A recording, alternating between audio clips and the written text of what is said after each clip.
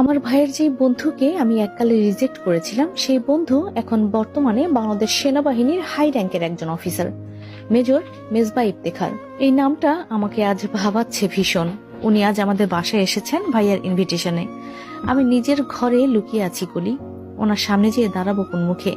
সেই মুখ তো আমার নেই। 5 বছর আগে ওনাকে আমি অপমান করেছিলাম। শুধু অপমান নয়, প্রচন্ড রকমের অপমান করেছিলাম। ওনার মতো প্রবল আত্মসম্মানবোধ সম্পন্ন ব্যক্তিত্ববান পুরুষ মানুষও সেদিন মাঝ রাস্তায় আমার সেই বিদঘুটে কর্মকাণ্ড আর গলা চড়াও করা বন্ধ করতে অনুরোধ করেছিলেন খুব করে। আমাকে বলেছিলেন, প্লিজ আকসা, এটা পাবলিক প্লেস, একটু চুপ যাও প্লিজ। মানুষ শুনছে, দেখছে আমাদের। আমার দিকে কিভাবে তাকিয়ে আছে দেখো। বড্ড বেশি অপমানিত বোধ করছি। অথচ আমাকে কেউ কোনোদিন পিঞ্চ করে একটা কথা বলারও সাহস পায় না। এলাকায় এতটাই ভদ্র শান্ত ছেলে হিসাবে পরিচিত আমি, অথচ আজ তুমি আমার মান সম্মান সব ধুলোয় মিশিয়ে দিলে। লোকে আমাকে বখাটে ভাবছে, যদিও আমি তা নই। ভালো লাগার কথা জানানো বুঝি অপরাধ? ঠিক আছে, তোমাকে আমি এই প্রথম এবং শেষবার বললাম, আরো কখনো তোমার সামনেও আসবো না। তবু দয়া করে একটু চুপ করো আকসা। সবাই আমাকে খারাপ ভাবছে। এই জটিল কথাগুলো নিজের মান সম্মানের খাতিরে উনি আমাকে অবলীলায় বলে দিয়েছিলেন। শত কাকুতি মিনতি করেও আমাকে থামাতে পারেনি। আমি তো রীতিমতো লোক জড়ো করে ফেলেছিলাম। একটা কেচ্ছা হয়ে যাচ্ছিল সেদিন। সবাই বলাবলি করছিল এই ছেলেটাকে নাকি ভদ্র ভাবতাম, অথচ এ তো দেখি পথে ঘাটে মেয়েদের ডিস্টার্ব করে বেড়ায়।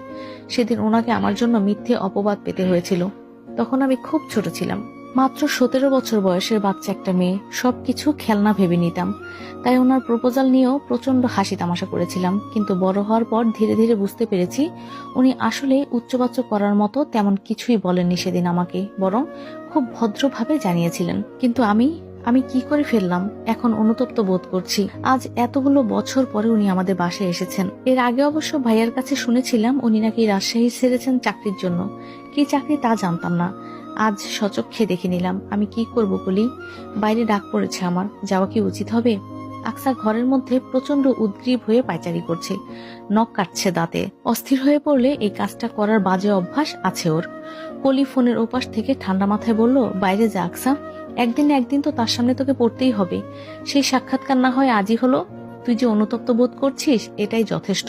প্রয়োজন পড়লে ক্ষমাও চেয়ে নিবি। উনি আমাকে মাফ করবেন বলে তো মনে হয় না। আমি একটা বড় অন্যায় করেছিলাম ওনার মতো প্রবল আত্মসম্মানবোধ সম্পন্ন একটা ছেলের সাথে। উনি কি এত সহজে ভুলে যাবেন? বাইরে গিয়ে তো দেখ আগে, হতে পারে এতগুলো বছরে সবকিছু ভুলে টুলে গেছে। তুই নার্ভাস হবি না, হাসি মুখে কথা বলবি, কেমন? আচ্ছা তাহলে যা, গিয়ে সাক্ষাৎ করে আয়। সাক্ষাৎকার কেমন হয় এসে জানাবি আমাকে, ঠিক আছে? আকসা, ও আকসা। আকসা কলির সাথে কথা শেষ করে ফোনটা রিডিং টেবিলের উপর রেখেছে।